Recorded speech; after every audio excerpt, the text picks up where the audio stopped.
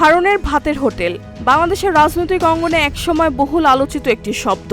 DB কার্যালয়ের বিভিন্ন ব্যক্তি, রাজনীতিক ও আলোচিত অতিথিদের ডেকে এনে ভাত খাওয়ানোর ভিডিও প্রকাশের পর তৎকালীন ঢাকা মহানগর গোয়েন্দা পুলিশের অতিরিক্ত কমিশনার মোহাম্মদ হারুনুর রশিদের কর্মকাণ্ড এই নামে পরিচিতি পায়। বিতর্কের এক পর্যায়ে 31 জুলাই তাকে ডিবি থেকে সরিয়ে দেওয়া হয়।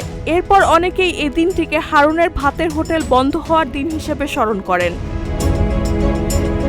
ডিবি কার্যালয়ের অতিথিদের সঙ্গে খাবারের ছবি ও ভিডিও নিয়মিত প্রকাশ করতেন হারুন। তিনি এসব কর্মকাণ্ডকে মানবিকতা হিসেবে তুলে ধরলেও সমালোচকদের অভিযোগ ছিল এতে গোয়েন্দা বিভাগের ভাবমূর্তি ক্ষতিগ্রস্ত হয়েছে। সামাজিক যোগাযোগ মাধ্যমে বিষয়টি নিয়ে ব্যাপক আলোচনা ও ব্যঙ্গ বিদ্রূপ তৈরি হয়। 2023 সালে বিএনপির নেতা গয়েশ্বরচন্দ্র রায়কে ডিবি কার্যালয়ে এনে ভাত খাওয়ানোর ভিডিও প্রকাশের পর ভাতের হোটেলের বিতর্ক আরও ছড়িয়ে পড়ে। পরে বিভিন্ন তারকা ও আলোচিত ব্যক্তিদের সঙ্গে খাবারের ছবি প্রকাশ করেন তিনি।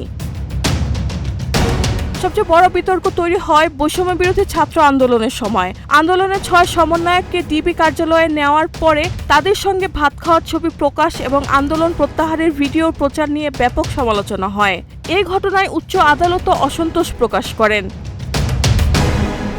হারুন সামাজিক যোগাযোগ মাধ্যমে হাউন আঙ্কেল নামেও পরিচিতি পান।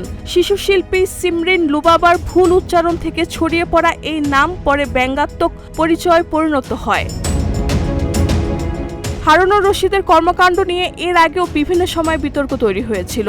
5 আগস্ট ছাত্র জনতার আন্দোলনের মুখে শেখ হাসিনা সরকারের পতনের পর থেকে তার প্রকাশ্যের উপস্থিতি আর দেখা যায়নি। তবে হারুনের ভাতের হোটেল এখনো বাংলাদেশের সাম্প্রতিক রাজনৈতিক ইতিহাসের অন্যতম আলোচিত অধ্যায় হয়ে আছে। রেহানা বেগম, প্রজন্ম 24।